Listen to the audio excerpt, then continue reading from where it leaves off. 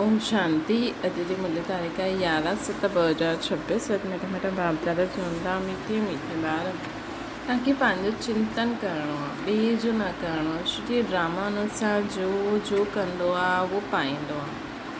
कृष्णा त्रिकालदर्शी ठहिण सां आत्मा जी कहिड़ी स्मृति आई? आत्मा खे उत्तर आत्मा खे स्मृति आई। असां असुल मूल वतन जा निवासी हिन ड्रामा में पार्ट वॼाइण आया आहियूं। असां मुख्य एक्टर ठही 84 जन्मनि जो पार्ट वॼायो।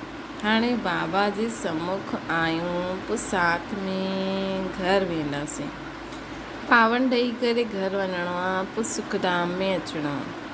इहो सॼो खेल भारत ते ठहियलु आहे। हीअ सॼी स्मृति त्रिकालदर्शी ठहिण सां अची वई। गीता मरणो तव्हांजी गली में। ओम शांति। ये गीत कंहिं ॻायो? ॿारनि। छा चईंदा आहिनि ॿार? बाबा हाणे त तव्हांजे गले जो हार ई ठहिणो आहे। ये शरीर त हिते ई छॾे ॾियणो आहे। ॿार ॼाणंदा आहिनि शांतीधाम व निर्वाण धाम में बाप ऐं असां ॿार आत्मायूं रहंदा आहियूं। हाणे बाबा घड़ी घड़ी चवंदा आहिनि पंहिंजे खे आत्मनिश्चय करो। तव्हां ॼाणंदा आहियो असां आत्मायूं बाप सां गॾु निर्वाण धाम में रहण वारा आहियूं। पोइ इहो शरीर धारण करे 84 जन्मनि जो चकर लॻायो। ॿार ॼाणंदा आहिनि असां बराबरि परम धाम जे निवासी आहियूं। हाणे पोइ बाबा आया आहिनि, तव्हां वेठा आहियो, ॾिसंदा आहियो बाबा साम्हूं वेठा आहिनि। हिते आहे लौकिक शरीर जे संबंध। असां असुल आत्मायूं हुयासीं, पोइ लौकिक संबंध में सुख जो दुख जो जीवन बितायो। हाणे तव्हां आत्मायूं त्रिकालदर्शी ठहिया आहियो। बाबा बि टिनी कालनि टिनी लोकनि खे ॼाणण वारा आहिनि। तव्हां बि ॼाणंदा आहियो नंबरवार पुरुषार्थ अनुसार पढ़ाई जी यादि त रहणी खपे। हाणे स्मृति आई। बाबा सम्झाईंदा आहिनि तव्हां मूल वतन में रहण वारा आहियो। हाणे तव्हां बाप दादा द्वारा त्रिकालदर्शी ठहिया आहियो। तव्हां ॼाणंदा आहियो हिन ड्रामे जे असां मुख्य एक्टर्स आहियूं। सॼी ड्रामा जी नॉलेज तव्हांजी बुद्धि में आहे। स्मृति आई। असां अॼुकल्ह सुखधाम में रहंदा आहियूं, हुते रावण हूंदो न आहे। असां आत्मायूं पूरो 84 जन्मनि जो चकर लॻाईंदा आहियूं। हाणे बाबा सम्मुख वेही वेठा आहिनि। तव्हांजी श्रीमत ते हली असां तव्हां सां गॾु मथे हलंदासीं, पोइ हेठि ईंदासीं। तव्हांजी श्रीमत ते हली असां मथे वेंदासीं, पोइ वापसि हेठि अची पाठ वॼाईंदासीं। जेतिरो थी सघे यादि कंदा। तव्हां ॿारनि खे सॼो ॾींहुं ख़्यालु आहे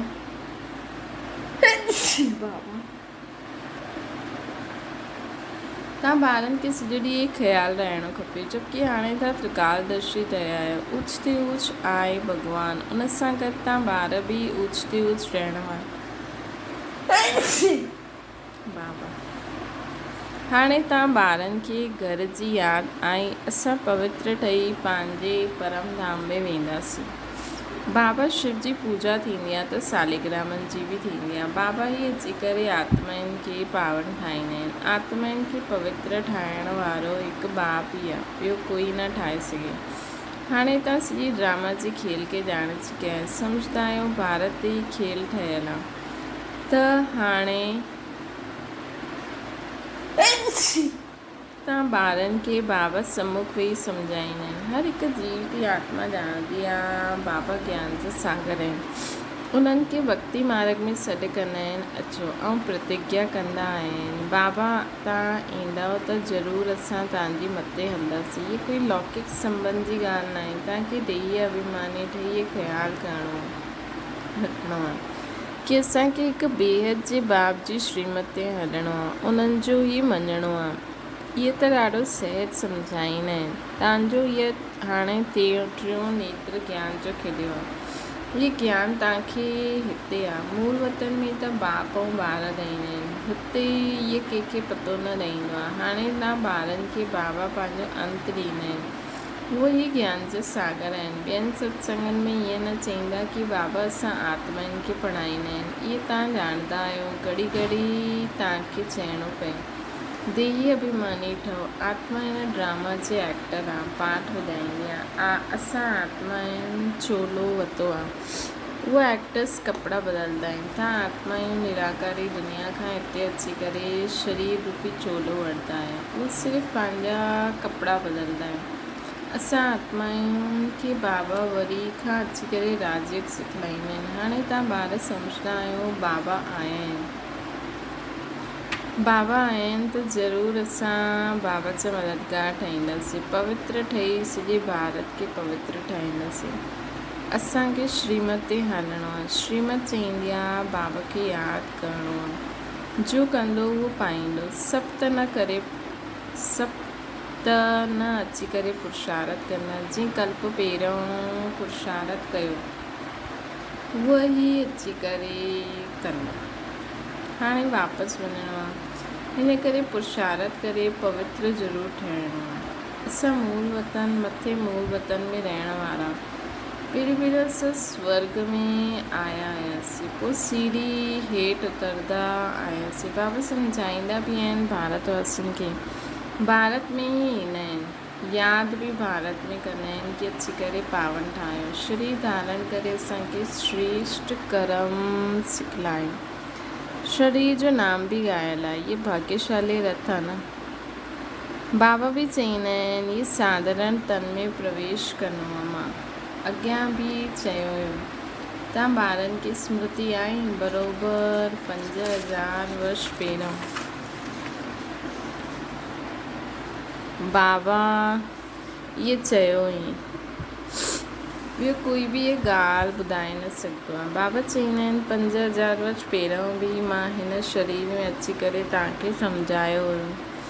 हाणे पोइ तव्हां ॿारनि खे चईंदो आहे आत्माभिमानी ठहो। जीअं नाटक वारनि खे मालूम रहंदो आहे असां कहिड़ो वस्त्र पाए करे छा पाठ वॼाईंदासीं, परंतु उहे त देह अभिमानी आहिनि। इहा बेहद जी ॻाल्हि आहे। देही अभिमानी ठहिणो आहे। असां असुलु आत्मा ई आहियूं।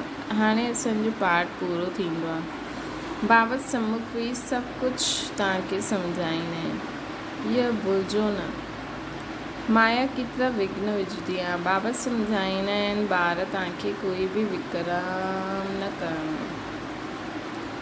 मन सां तूफ़ान फल ॾाढा ईंदा, पर पंहिंजी परीक्षा वठणी आहे। असांजी कर्मेंद्रियूं त चलायमान त न थी वेंदियूं आहिनि। असां काम खे जीते सघंदा आहियूं। तव्हांजे लाइ त ॾाढो सहज आहे। असां आत्मायूं आहियूं, हिकु बाप जा ॿार। बाप सां ई योग लॻाइणो आहे। कर्मेंद्रियनि में चलायमानी न हुजणी खपे। इहे देह अभिमान थियो न। तव्हांखे कोई सां बि डिॼणो न आहे। निर्भय ठहिणो आहे। कॾहिं बि किथे वञो त साक्षी थी करे ॾिसणो आहे। असां आत्मा आहियूं। असां आत्मा ई आहियूं। हिन खेल खे तव्हां पूरो ॼाणे विया आहियो। उच ते उच बाबा आहे। इहे बुद्धि में आयो आहे न। हुननि खे बिंदी चइबो आहे। निराकारी दुनिया में आत्माउनि जो झाड़ आहे। बीज सां झाड़ निकितो, पोइ नंबरवार पता ईंदा आहिनि। इहे बि ईअं ई आहे। मथां खां नंबरवार आत्मा ई ईंदी रहियूं आहिनि। बीज मथे ई आहे, पेड़ हेठि वधे थो। कहिड़ी वंडरफुल ॻाल्हि आहे न। बीज मथे रहिजी वेंदो आहे, पेड़ हेठि उगंदो आहे। पर यादि रहे कि पेड़ जो कनेक्शन बीज सां हमेशह रहंदो आहे। त असांजो बि भल असां बाबा चवनि था मथां खां नंबरवार आत्मा ई ईंदियूं आहिनि। आत्मा प्रवेश कीअं कंदी आहे, निकिरंदी कीअं आहे, इहे कोई ॾिसी न सघंदो आहे।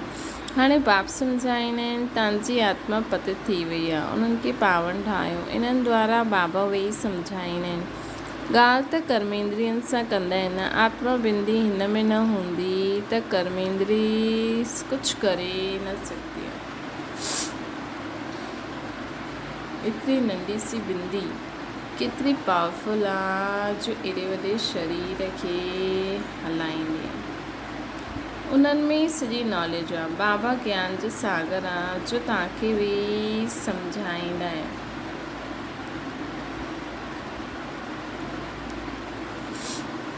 बाबा ज्ञान जा सागर आहिनि जो तव्हांखे वेही सम्झाईंदा आहिनि। उन्हनि में सॼो ज्ञान आहे। इहे बि उन्हनि जो पाठ नूंदल आहे। तव्हांजी आत्मा में 84 जन्मनि जो पाठ आहे। तव्हां दुख सुख जो पाठ ॿुधाईंदा आहियो। दुख में ॾाढा तकलीफ़ वठंदा आहियो। बाबा चईंदा आहिनि मां त पुनर्जन्म में न ईंदो आहियां। तव्हां 84 जन्म वठंदा आहियो, मां त न वठंदो आहियां। मां अची करे तव्हां ॿारनि खे सहज युक्ति ॿुधाईंदो आहे कि मूंखे यादि करो त पावन ठहींदा। अधु कलाक तव्हां कामचिता ते वेही तमो प्रधान ठही विया आहियो। आत्माउनि सां ई बाबा ॻाल्हाईंदा आहिनि। आत्मा जे ऑर्गन्स पहिरियों नंढा हूंदा आहिनि, पोइ वॾा हूंदा आहिनि। आत्माऊं त नंढी वॾी न थींदी न। आत्मा त आत्मा ई रहंदी। हुनजो रंग साइज़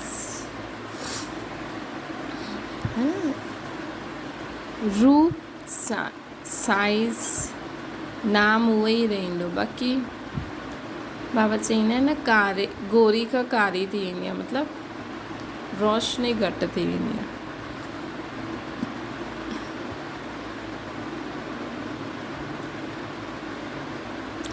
बाबा चवनि था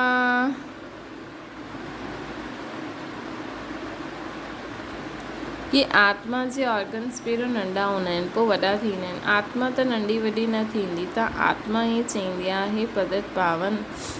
आत्मा बाप खे पुकारदी आहे। बाप चईंदा आहिनि मां कल्प कल्प ईंदो आहे। तव्हां पतितनि खे पावन ठाहियो। हाणे तव्हां ॼाणंदा आहियो आत्मा कीअं ईंदी वेंदी आहे। मनुष्य ॾाढा मथो मारदा आहिनि ॾिसूं आत्मा कीअं निकिरंदी आहे, परंतु कंहिंखे पतो न पवंदो आहे। शुद्धि अति सूक्ष्म आहे। नंढी सी आत्मा में केतिरो पार्ट आहे। जीअं बीज में सॼो ज्ञान आहे,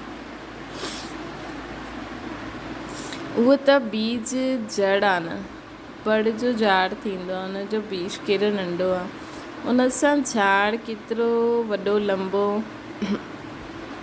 निकिरंदो आहे। कलकत्ते वारो बड़ जो झाड़ कईअनि ॾिठो हूंदो, ॾाढो वॾो झाड़ आहे। हाणे हुनजो फाउंडेशन सॼो सड़ी वियो आहे, बाक़ी झाड़ खड़ो आहे। इहो बि ईअं ई आहे। देवता धर्म जो फाउंडेशन न आहे।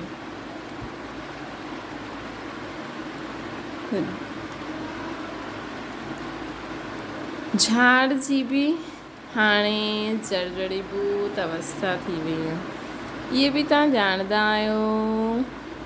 तॾहिं त गवर्नमेंट खे बि चईंदा आहिनि न कि असां एतिरा समय में दुनिया खे पावन ठाहे करे ॾेखारींदासीं, है न। झाड़ बि हाणे जर्जरीभूत अवस्था खे पाई वियो आहे। इहे बि तव्हां ॼाणंदा आहियो। तॾहिं त गवर्नमेंट खे बि चईंदा आहियो असां एतिरे समय में दुनिया खे पावन ठाहे करे ॾेखारींदासीं। मनुष्य हिन ॻाल्हियुनि खे सम्झंदा न आहिनि। छोजी तव्हांखे त निश्चय आहे कि असां भारत खे श्रेष्ठाचारी ज़रूरु ठाहींदासीं। तॾहिं त भ्रष्टाचारी दुनिया जो विनाश ईंदो। इहे जो चाहींदा आहिनि शांती थी वञे। आत्मा पाठ वधाईंदे वधाईंदे थकिजी वई आहे, इन करे पुकारदी आहे हे शांती देवा।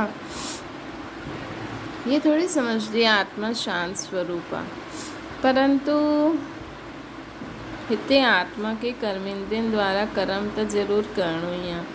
शांति ॾियो चईंदी आहे। इहे कंहिंखे पतो न आहे कि शांती धाम अलॻि आहे, सुखधाम अलॻि आहे। सुखधाम में ॾाढा थोड़ा मनुष्य हूंदा।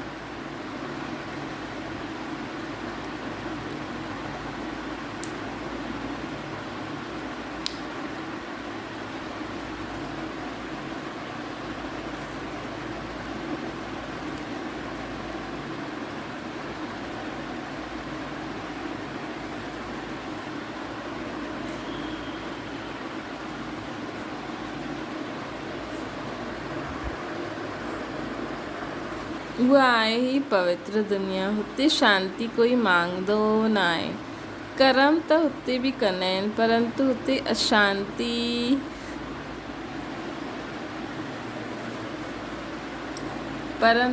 अशांती न हूंदी आहे। जीवन मुक्ति धाम अथवा शांती धाम ॿई अलॻि आहिनि।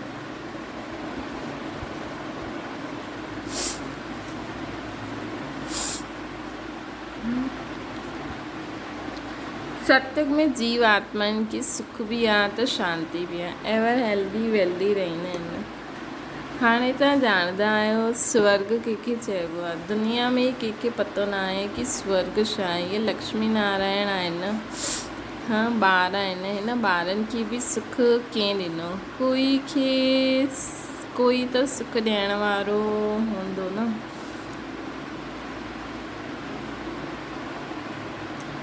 किथे हिननि खे पोइ राज्य छा हिननि जो पोइ राज्य अचण वारो?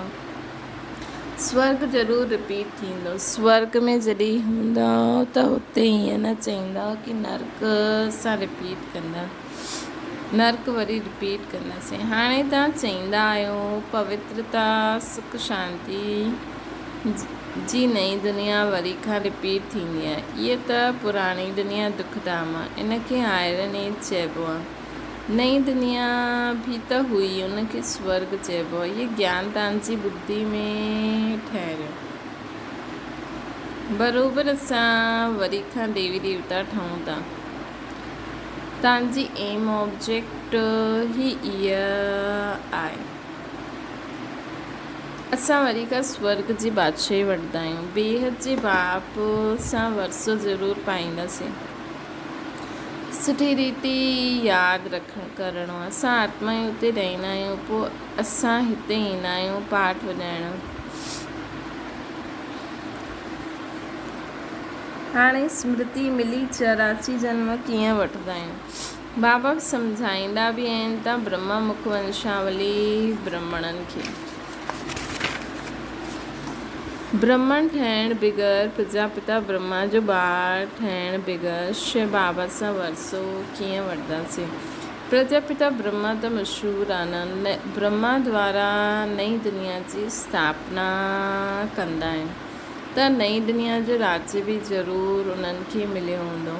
5000 वर्ष पहिरियों बि ब्रह्मा द्वारा विष्णुपुरी जी स्थापना थी हुई।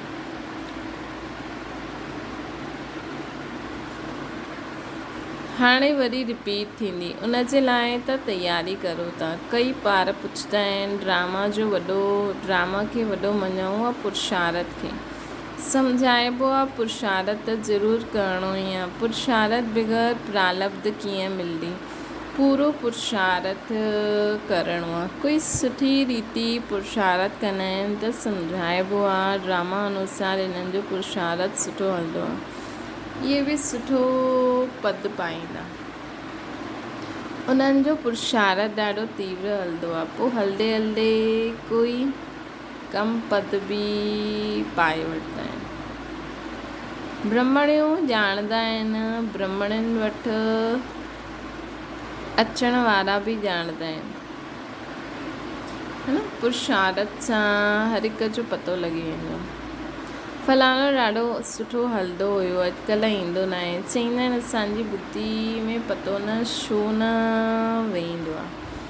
बाबा खे असां यादि ई न करे सघंदा आहियूं, बसि असां न हली सघंदा आहियूं, ईअं चई वठंदा आहियूं। वॾी मंज़िल आहे ईअं लिखी ॾींदा आहिनि। मूल ॻाल्हि आहे ई निर्विकारी ठहिणु। विकारनि खे छॾणु मुश्किल आहे। तव्हां ॼाणंदा आहियो ड्रामा अनुसार कल्प पहिरियों मिसल इन्हनि जी अहिड़ी अवस्था हली हुई त उहो ई कल्प हलंदी रहंदी। अच्छा, मीठी मीठी सिकी लॾे ॿारनि प्रति माता पिता बाप दादा जो यादि प्यार ऐं गुड मॉर्निंग। रूहानी बाप जी सभिनि रूहानी ॿारनि खे नमस्ते। असांजी बि रूहानी माता पिता बाप दादा खे यादि प्यार गुड मॉर्निंग और नमस्ते। धारणा जे लाइ मूंखे सां हिन बेहद जे खेल खे साक्षी थी ॾिसणो, कोई सां बि डिॼणो न आहे। निर्भय ठहिण जे लाइ मां आत्मा आहियां, इहो पाठ पको करणो। निर्भय ठहिण लाइ मां आत्मा ऐं पाठ पको करणो। ॿियो आहे पंहिंजी जांच करे स्वयं जी परीक्षा वठणी आहे कि कोई कर्मेंद्रियूं चलायमान त न थींदियूं आहिनि। काम विकार ते विजय पाती आहे। देही अभिमानी केसि ताईं ठहिया आहिनि। वरदान हिकु बाप जी स्मृति सां सचे सुहाग जो अनुभव करण वारा भाग्यवान ठहो। जो कहिड़ी बि आत्मा खे सां ॻाल्हाईंदे ॿुधंदे उहे न ॿुधंदा आहिनि। जो कहिड़ी बि आत्मा जो बोल ॿुधंदे उहे न ॿुधंदा आहिनि। के अन्य आत्मा जी स्मृति संकल्प ऐं स्वप्न में बि न हिलाईंदा आहिनि, अर्थात कहिड़े बि देहदारी जे झुकाव में न ईंदा आहिनि। हिकु बाप ॿियो न कोई हिन स्मृति में रहंदा आहिनि। उन्हनि खे अविनाशी सुहाग जो तिलक मिली वेंदो। अहिड़ा ॿार सुहाग वारा ई अहिड़े सचे सुहाग वारा ॿार ई आत्मायूं ई भाग्यवान आत्मायूं आहिनि, है न। जो सभु कुझु कंदे हुए बि कंहिंजे बि प्रभाव में न अचनि, कंहिं बि देहदारी सां अटैचमेंट लगाव, देह जे संबंध, पदार्थ, वस्तु, वैभव, धन, संपत्ति सभिनि सां न्यारा। अहिड़ा सच्चा सुहाग वारा ई भाग्यवान आत्मा हूंदा आहिनि। स्लोगन आहे पंहिंजी श्रेष्ठ स्थिति ठाहिणी आहे त अंतर्मुखी ठही पोइ ॿाहिरि मुक्ता में अचो। पहिरियों अंतर्मुखी ठहो, पोइ ॿाहिरि मुक्ता में अचो।